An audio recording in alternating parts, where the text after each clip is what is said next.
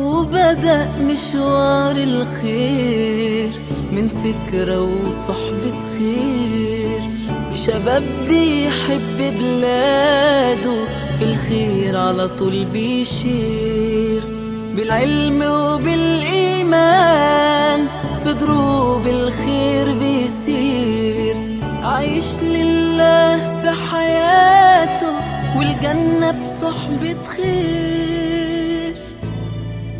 دي رسالة للتطوير، رسالة هدف تغيير.